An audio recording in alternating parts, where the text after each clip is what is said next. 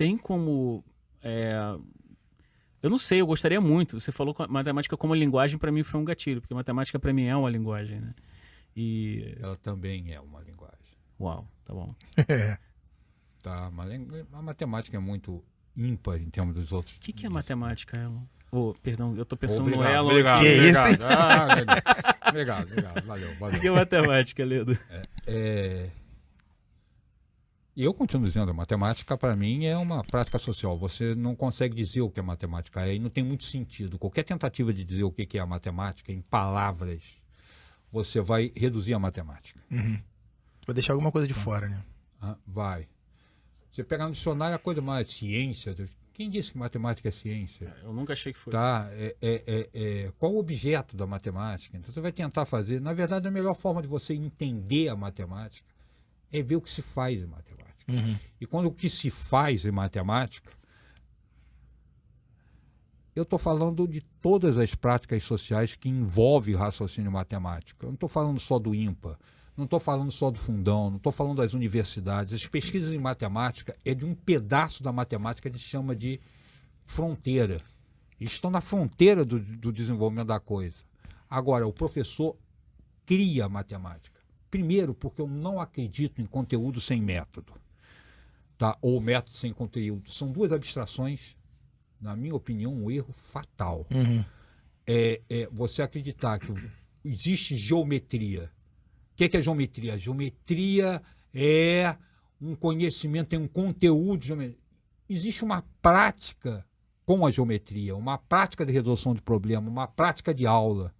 Tá? Essa prática ela demanda um método. Ninguém aprendeu coisa nenhuma e ninguém desenvolve coisa nenhuma sem um método. Então, na verdade, você tem um método conteúdo. Daí Euclidão, né? Porque, na verdade, o conteúdo é interessante, porque daí o cara domina o conteúdo. Meu irmão, teu conteúdo ele é vinculado a uma prática. O que você vai fazer com isso? Depende da prática que você tem. Você é um tremendo pesquisador. Entre em sala de aula e dá aula que eu quero ver. Tá, Isso... Porque aquilo é outra prática. Mas aquele é outra prática, é outro conteúdo. Você esse mudou... esse é um dos motivos pelo qual eu não continuei lá no fundão como pesquisador para o doutorado e tal, porque eles tentam mudar a prática de sala de aula, mas eles não têm a prática de sala de aula, eles têm a prática de pesquisa. Não tem como. Não, só pode e fazer isso incrivelmente, isso é desdenhado, né? Tem gente que desdenha. Não, eu sou pesquisador, eu sou de uma categoria acima da sua. Essa é uma imbecilidade acima da minha, né? Ele é mais imbecil do que eu, porque... Você é mais imbecil que eu. Porque exatamente isso. Essa é a ideia de desvincular o conteúdo. Eu conheço mais do que você. Meu irmão, a gente está discutindo ali embaixo, cara. Para que eu quero saber as propriedades dos hipercubos não riemannianos? Pois é. Tá, se eu vou trabalhar com uma outra forma de conhecimento. Agora, o conhecimento que eu tenho de sala de aula, o pesquisador não tem, é outra forma de trabalhar, é outra teoria. Uhum. Então, quando você me pergunta o que é a matemática é uma prática social. E se você quer saber o que é a matemática, pesquise essa prática, o que se faz. E quando eu falo pesquisa, pesquise o professor, pesquise o pipoqueiro, pesquise o cara da esquina ali que faz conta do botequim, pesquise as formas com que as pessoas trabalham com esses elementos que a gente chama de matemática. E a linha do Ubiratã e do Matias?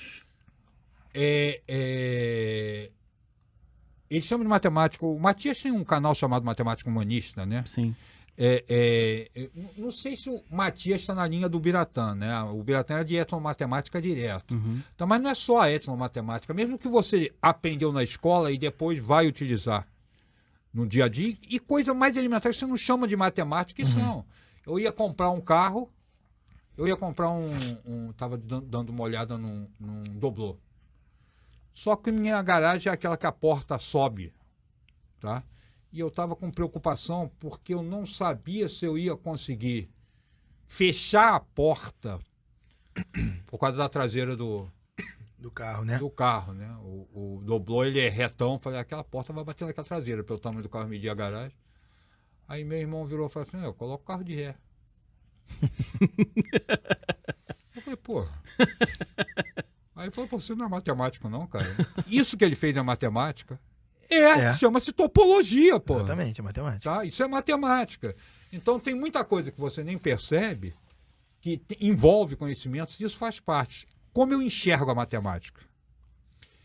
Eu enxergo como um gigantesco quadro, pintado com milhões de pincéis, cada um um pedacinho específico do quadro desenvolvendo.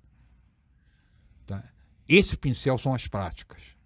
Tá? Alguns pintam pedaços maiores, outros pintam as fronteiras, onde está se desenvolvendo, e outros retocam os que já vem sendo feito. Mas sem a participação de tudo isso, a matemática simplesmente não existiria. Você imagina, por exemplo, se o único lugar que se fizesse matemática fosse os centros de pesquisa. Legal, faz um chá para eles que eles não vão fazer isso para nada.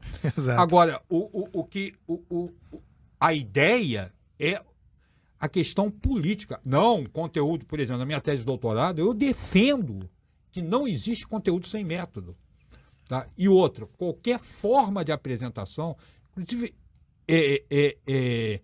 tem um pedaço que eu falo assim, você vai ver um balé, você assiste o balé, porque a minha preocupação na minha tese de doutorado é como converter imagens em som, porque ela trabalha com adaptações para cego. E eu discuto os limites dessas adaptações. Aí eu tenho um pedaço que eu falo, você vai assistir um balé. Balé tem conteúdo? Tem. Sim. Tem algo que você está vendo ali. Tá legal. Converte ele em discurso. Assista um balé e transforme isso num texto. Você pode tentar o que for, não vai ser o balé. Já começa pela música, né? Música é uma linguagem completamente autônoma que não tem como você transformar em palavra, né? Só que a academia quer defender que o conteúdo pode ser transposto de uma forma para outra sem que se perder. Tá? Na verdade, quando você pergunta assim, e só falo isso na minha tese também, quando você pergunta para alguém o que isso significa, é quase a mesma coisa que perguntar: você pode converter isso aí em um texto? Porque a academia, maior parte das vezes, estou falando maior parte, é quase a totalidade, Sim. conhecimento é gerado por texto produzido. Onde isso não é só isso que é conhecimento. Eu fui fazer um curso sobre adaptações para cego, o cara me deu o Guernica de Picasso para transformar em som. Eu falei, cara, você tá brincando com a minha cara. Não, porque, cara, você está brincando, Guernica não pode ser convertido em texto. Não, mas isso caiu numa prova, teve que descrever. Acontece que Guernica, eu tenho uma reprodução dela na sala da minha casa, eu já li livros sobre Guernica, para mim é o maior quadro do século XX. Mandei ver. Descrevi, ele falou, meu irmão, você não pode usar o que você conhece para fazer descrição. Eu falei, então eu tenho que tirar meu cérebro. Eu não posso escrever sem o que eu conheço sobre a coisa. Eu vou olhar e ver um monte de coisa que eu já li sobre aquilo. Ele quer uma avaliação objetiva, ele não quer a sua visão. Porque na verdade a ideia é como é que você converte isso para um cego. Só Então que a tem que ser própria imparcial. Isso é impossível. Mas a arte está É a minha defesa. A arte está no olho de quem vê, né? É Não tem impossível. isso? É impossível. Como é que você vai ser impossível. imparcial, pô? Tá. Não tem como. Não dá, né? E aí essa questão de como vai converter, inclusive a conversão, eu estou para escrever um texto, já comecei inclusive, sobre limites da oralidade em matemática. Né? Porque a matemática eminentemente é uma produção escrita. Tá? Inclusive é isso que se, aspas, chama de universalidade. Teoricamente você poderia escrever 2 páginas de matemática e mandar para a Alemanha e o cara, só com um símbolo de matemática, ele vai ler sem precisar do alemão.